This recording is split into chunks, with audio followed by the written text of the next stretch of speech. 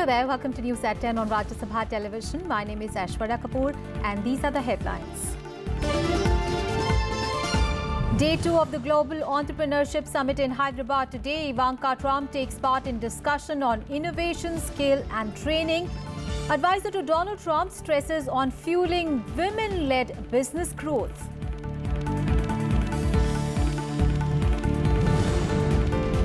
Gujarat polls campaigning in full swing. Prime Minister Narendra Modi and Rahul Gandhi back on campaign trail.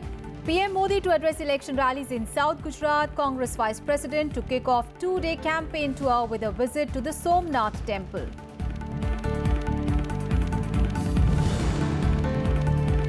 Supreme Court objects to statements made by persons holding high offices against the film Padmavati. Says that such remarks are tantamount to prejudging a movie that is yet to be certified by the censor board.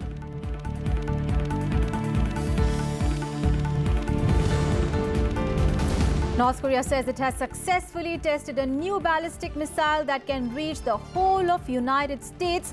President Trump says we will take care of it. Japan requests UN Security Council meeting over North Korea. And Bali residents living next to smoldering volcano urged to evacuate as soon as possible amid warning of another large eruption. Over 120,000 tourists stranded as Bali International Airport continues to remain shut.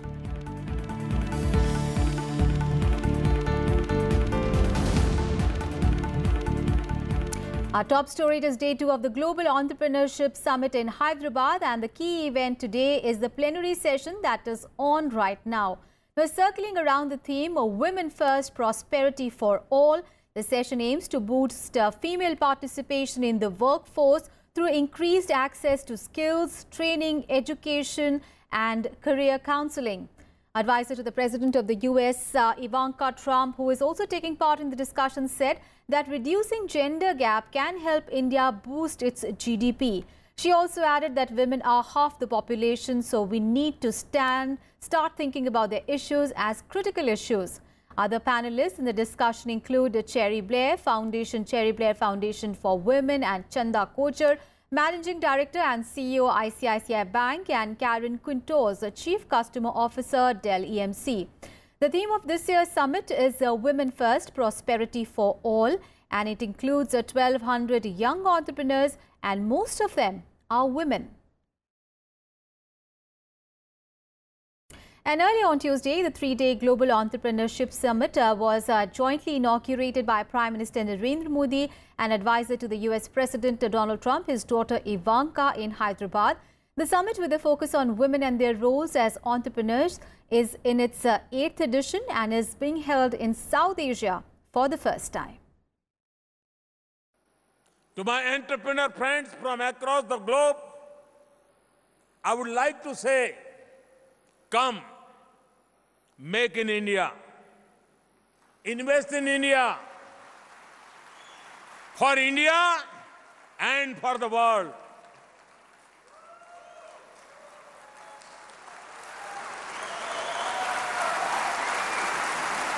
I invite each one of you to become a partner in India's growth story. Pitching the country's Make in India initiative, Prime Minister Narendra Modi on Tuesday invited global entrepreneurs to come to India, promising an investment-friendly environment. Speaking at the Global Entrepreneurship Summit in Hyderabad, Modi listed his government's achievements, saying it has succeeded in containing the fiscal and current account deficits, as well as curbing inflation. Our government has taken several steps to improve the business environment. The jump in India's ranking in the World Bank's Ease of Doing Business report from 142 to 100 in 3 years is a result of this initiative. Speaking at the summit, advisor to US President Donald Trump, Ivanka Trump hailed India as one of the fastest growing economies in the world. She stressed on the need to bridge the gender gap in the labor force to help boost Indian economy by over $150 in the next 3 years. Fueling the growth of women-led businesses isn't simply good for society, it's good for our economy. One study estimates that closing the gender entrepreneurship gap worldwide could grow our global GDP by as much as 2%. The women in this room can lead the way in closing that gap and ushering in a new era of greater prosperity. Ivanka also lauded Prime Minister Narendra Modi for bringing about transformational change in India. What you are achieving here is truly extraordinary. From your childhood selling tea to your election as India's Prime Minister, you've proven that transformational change is possible.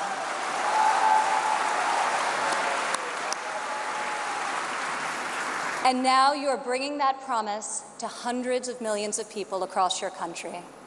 Earlier in the day, Prime Minister Narendra Modi and Ivanka Trump inaugurated the 8th Global Entrepreneurship Summit in Hyderabad. The 3-day event, which focuses on female entrepreneurs, is being jointly hosted by India and the United States. Modi also met Ivanka on the sidelines of the summit and had a productive discussion on women entrepreneurship and empowerment. Bureau Report, Rajya Sabha TV. And later in the day on Tuesday, Prime Minister Narendra Modi and US President Donald Trump's daughter and advisor Ivanka Trump attended a gala dinner at the Falaknuma Palace in Hyderabad. The palace is famous for its huge Nizam-era table, which can seat 101 guests at a time. The palace was the residence of the 6th Nizam, Mir Mahbub Ali Khan, till his death in 1911. Modi and Ivanka Trump were joined by Telangana Governor ESL Narasimhan, Chief Minister K. Chandrasekhar Rao and top politicians and industrialists on the 101-seater dining table at the Palace Hotel. A separate dinner was arranged for around 1,500 delegates of the GES on the lawns of the palace. The guests were served with a variety of delicacies, including the famous Hyderabadi biryani. And noted Indian-American entrepreneur Frank Islam lauded the efforts by the government to lay emphasis on women entrepreneurs. He, however, said that there is a need to do much more in India in order to put Indian women entrepreneurs first. Let's take a listen. We need to put Indian women entrepreneurs first. There's a critical need to put them first. They face a tremendous barrier in starting a new business venture. But they're also a tremendous asset to start a new business venture. So this summit will highlight that there is a lot to be done in India to put the Indian woman first as an entrepreneur. And the much-awaited Hyderabad Metro Rail started its commercial operations this morning after Prime Minister Narendra Modi on Tuesday inaugurated its first phase. Now, with the 24 stations in the first phase, the metro will cover a 30-kilometer stretch and is expected to carry 17 lakh passengers every day. Prime Minister Narendra Modi inaugurated the Hyderabad Metro Rail on Tuesday, also unveiling the inaugural pylon at the station premises. Modi also took a ride on the metro along with Telangana Chief Minister K. Chandrasekhar Rao. The metro system is being built across 3 dense traffic corridors, LB Nagar to Miapur, Jubilee bus station to Falaknuma and Nagol to High-Tech City for 72 kilometers in total. The first corridor inaugurated by the Prime Minister covers a 30-kilometer stretch between Miapur and LB Nagar with 24 stations. The Hyderabad Metro Rail is claimed to be the most innovative and largest project in the world under public-private partnership. There will be a minimum fare of 10 rupees for a distance of up to 2 kilometers and the maximum fare of 60 rupees for a distance of more than 26 kilometers. Each train would initially have 3 coaches with passenger capacity up to 330. With increase in traffic, the number of coaches will be increased to 6. Bureau Report, Rajya Sabha Television. And now a special segment on Gujarat Assembly elections.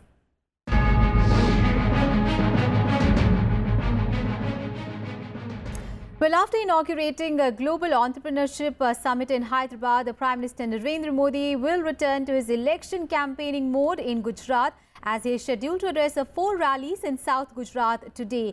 Prime Minister Modi will first address a poll rally in Morbi. Later, he will visit to Prachi village near Somnath and address a public meeting in Prachi Timdi. In the afternoon, Prime Minister Modi will visit Palitana, a famed pilgrimage centre of the Jain community in Bhavnagar. The Prime Minister's last public place will be in Navsari in South Gujarat. A cleanliness campaign is in full swing in Morbi, and around 700 police officials have been called in to ensure safety during Prime Minister's rally. Gujarat has a total number of 182 assembly seats, and the two-phase Gujarat elections will take place on 9th and 14th of December, while counting of votes is scheduled for 18th of December. With the Gujarat polls just less than 2 weeks away, Congress Vice President Rahul Gandhi will also be back on the campaign trail in the poll-bound state today. Rahul Gandhi will kick off a 2-day campaign tour in the state with a visit to the Somnath temple. He will also visit Gir Somnath, Amreli and Bhavnagar districts, where he will interact with the people and hold public meetings. On the second day of campaigning, Rahul Gandhi will begin his rallies with a public meeting in Lathi. He is also likely to visit the cities of Dhasa, Barwala and Vallabhipur. Rahul Gandhi will also have another public meeting in Botad, and he will complete his campaign with a Sabha in Nari Chokdi in Bhavnagar. This will be his 6th visit to the state since the assembly election dates were announced on 24th of October.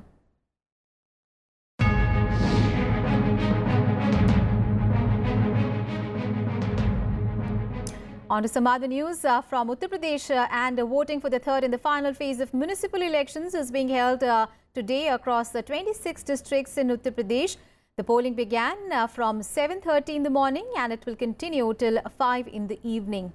The polling is being held in 233 local bodies spread over 26 districts, including 5 municipal corporations of Saharanpur, Muradabad, Bareilly, Firozabad and Jhansi under this phase.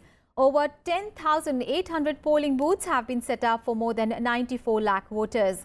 A total of 28,209 candidates are in the fray, and polling for the first phase was held on 22nd of November, while the second phase took place on 26th of November. Counting of votes for all the 3 phases will be held on 1st of December, and the results will be declared the same day.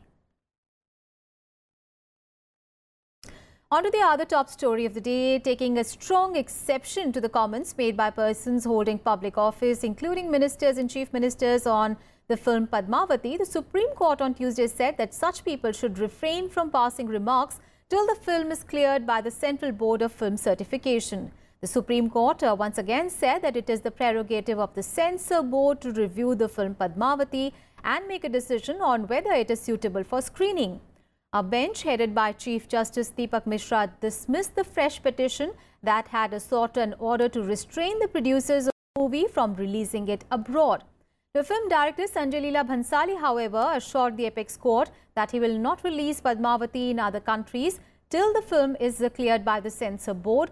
The Chief Ministers of Rajasthan, Gujarat and Madhya Pradesh have said that they will not allow the movie to be released in their state, even if it is cleared by the Censor Board. Central government को direction दिया है, उनसे पूछा कि आप action क्यों नहीं लेते हैं लॉ के अंदर में, जब लॉ में कोई प्रोविजन नहीं है क्या इस परिस्थिति में एक्शन लेने के लिए. Why you people are silent, आप लोग साइलेंट क्यों हैं, क्यों नहीं एक्शन लेते लॉ का जो भी प्रोविजन है. आप एक्शन लीजिए. लोग इतना स्टेटमेंट दे रहे हैं, बड़ी बड़ी अथॉरिटी स्टेटमेंट दे रहे हैं, आप लोग साइलेंट बैठे हुए हैं. एक्शन लीजिए इस चीज़ के ऊपर, लॉ जो भी प्रोविजन है उसके हिसाब से आप action. And in News at 10, we'll take a very short break. We'll be back with more news.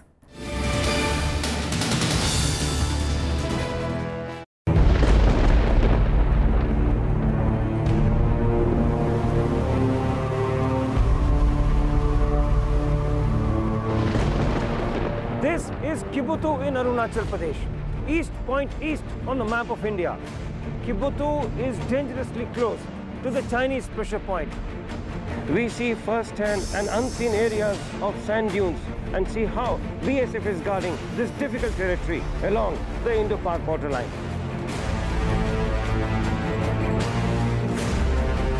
We are now slowly entering into the interior-most parts of the Sir Creek area. Indo-Tibetan Border Police Force justifies each word of this saying. Watch super exclusive episodes of National Security Series only on Rajya Sabha television.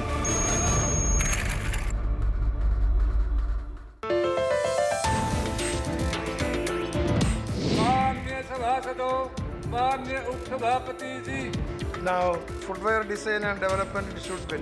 These institutes have been functioning for many years across 12 campuses. This time, we are now making them institutes of national importance, and I support that. दुनिया के बाजार में, चमड़ा कारोबार में, हिंदुस्तान के हाथ में अब तुरुप का इक्का, चमड़े का नहीं, असल में चलेगा भारत का सिक्का। दुनिया में फुटवेयर मार्केट $198 बिलियन का है। हम चाहते हैं कि इसे मानव संसाधन की समृद्धि करने की मदद मिलेगी।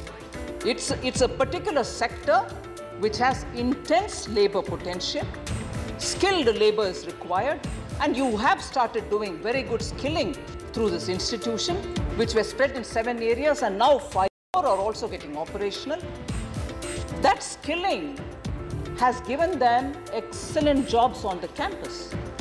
And that on the campus jobs are the main attraction even for children coming from middle class and lower middle class families saying it is expensive, but we are glad to put our children through this, because at the end of the day in the campus they get recruited for good jobs.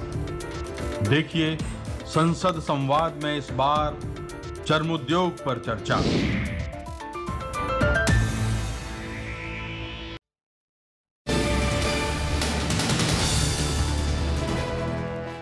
Welcome back after the break.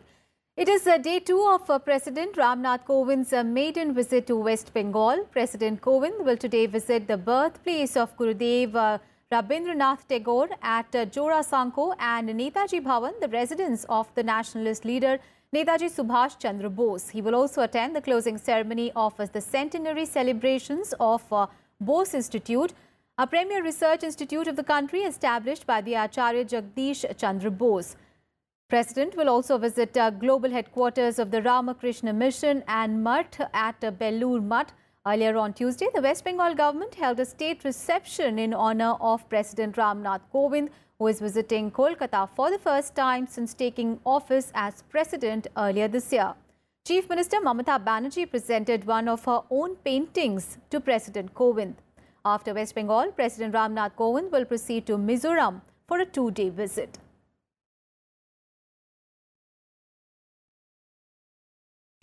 And Vice President M. Venkaiah Naidu inaugurated the Andhra Pradesh campus of the Vellore Institute of Technology in Amravati on Tuesday. While addressing the gathering, Vice President M. Venkaiah Naidu said that education is the most powerful weapon which can transform the world. Andhra Pradesh Chief Minister Chandrababu Naidu, who was also present on the occasion. The Vice President also said that educational institutions are temples of learning and every student must show respect to their teachers. He added that students must also display complete dedication and discipline towards the entire process of learning.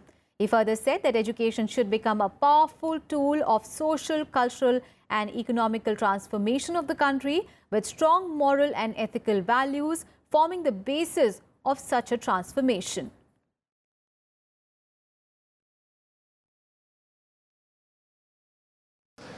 In India, there are good universities, but you need excellent universities. So I appeal to all the universities, private or public, to focus on enhancing the skills and enhancing the knowledge, raising the standards, and then compete with the world. If proper opportunities are given, proper facilities are given, proper infrastructure is created, definitely our universities also will excel. And senior bureaucrat Badri Narayan Sharma has been appointed as the chairman of the National Anti-Profiteering Authority under the GST regime. Sharma is a 1985 batch IS officer of the Rajasthan cadre and is currently additional secretary in the Department of Revenue. The setting up of the 5-member authority was approved by the Union Cabinet on 16th of November. It is mandated to ensure that the benefits of GST rate reduction is passed on to the consumers. Now, if the authority finds any company guilty of not passing on the GST benefits, it will either direct the entity to do so or transfer the amount to the Consumer Welfare Fund within a specified timeline. The authority will also have the power to cancel the registration of any entity or business. And Snehalata Srivastava has been appointed as the new Secretary General of the Lok Sabha. Srivastava will be the first woman Secretary General of the lower house. She is set to assume charge on 1st of December. Her tenure will end on 30th of November 2018. Srivastava will take over a day after current incumbent Anup Mishra is relieved of charge. A 1982 batch IS officer from Madhya Pradesh cadre, Srivastava was till recently the Secretary Justice in the Law Ministry. And our top international story, North Korea has fired its highest ever intercontinental ballistic missile, a missile that flew higher and farther than any of its past tests. Now, North Korea said that it has successfully tested a new type of intercontinental ballistic missile that can reach the whole of the continental United States. State television claimed that Pyongyang had now achieved its mission of becoming a nuclear state. The Hwasong-15 missile, which it said was its most powerful, was launched in the darkness early on Wednesday. U.S. Defense Secretary James Mattis said that it demonstrates North Korea has the ability to hit everywhere in the world. Mattis briefed U.S. President Donald Trump and senior officials on the missile launch as well. And after the launch, Donald Trump said, "We will take care of it." The launch is the latest in a series that have raised international tensions. North Korea's last ballistic missile launch was in the month of September, and it came days after its 6th nuclear test. Now, after the launch, the South Korean President Moon Jae-in also spoke to U.S. President Donald Trump, and the launch has been condemned world over, with the Japanese Prime Minister Shinzo Abe saying that the country has requested United Nations Security Council meeting over North Korea. A missile was launched a little while ago from Korea. I will only tell you that we will take care of it. We have General Mattis in the room with us, and we've had a long discussion on it. It is a situation that we will handle. 북한은 오늘 탄도미사일을 발사하였습니다. 이는 한반도 긴장을 고조시킬 뿐만 아니라 국제 평화와 안전을 중대하게 위협하는 행위입니다. 북한이 이렇게 무모한 도발을 일삼고 있는 데 대해 강력히 규탄합니다. 国連安保理に対して緊急会合を要請します。国際社会は団結して制裁措置を完全に履行していく必要があります。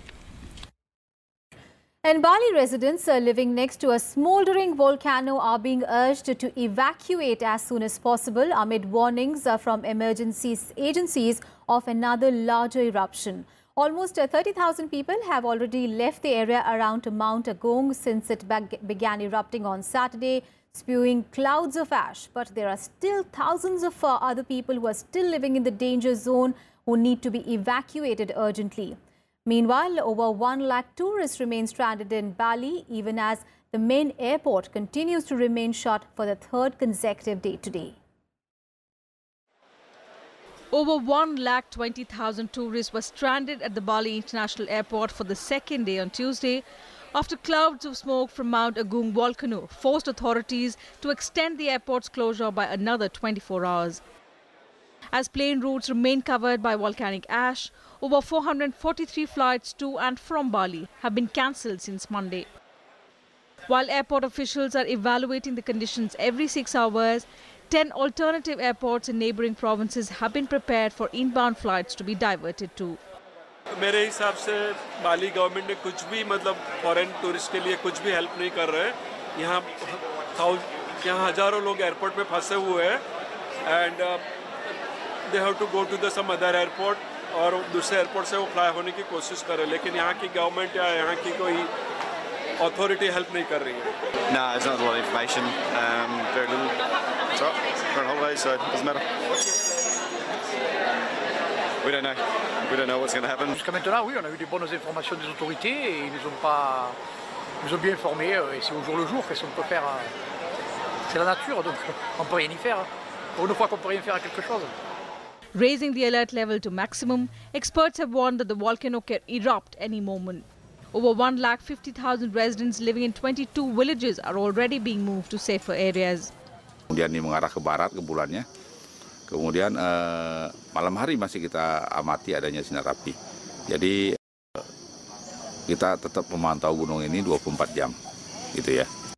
For tourists from India, the Indian consulate in Bali has opened a help desk at the international airport to provide any assistance. External Affairs Minister Sushma Swaraj is monitoring the situation closely. Mount Agung in eastern Bali has been threatening to erupt for some time, prompting an evacuation of over 1 lakh people in September. The alert was lowered on the 29th of October as the activity decreased, but was raised once again 3 weeks later. On Saturday, for the second time in a week, the mountain sent clouds of volcanic ash 3 kilometers up into the air, caused by the heating and expansion of groundwater. Mount Agung, which sits more than 3,000 meters high, last erupted in 1963, killing more than 1,500 people and razing several villages. Bureau Report, Rajya Sabha TV. And let's get you some more news from across the globe in World Wrap. Pope Francis has urged the people of Myanmar to be instruments of peace and reconciliation. Pope Francis, in his keynote speech, also demanded respect for each ethnic group. Pope Francis made the appeal at his first public mass since he arrived in Myanmar.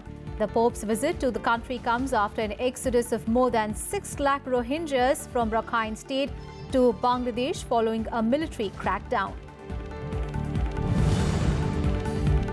A Syrian government delegation will arrive in Geneva today for the first UN-sponsored peace talks in 8 months. The talks come after Russia brokered a deal to keep the future of Bashar al-Assad off the initial agenda. Damascus had threatened to boycott the talks over the demands of the Syrian opposition that Assad step aside as a precondition for its involvement. After months of stalemate, the talks are expected to focus primarily on a new constitution and elections. And Australia is a step closer to legalizing same-sex marriage after lawmakers passed a bill in the Senate. The senators passed the bill 43-12 on Wednesday after rejecting proposed amendments by the Conservative lawmakers. The upper house bill will now be debated in the House of Representatives, where, if approved, it will become law. It follows a historic national vote that showed a majority of Australians supporting changing the Marriage Act. That's all in this edition of news. Thanks for your time.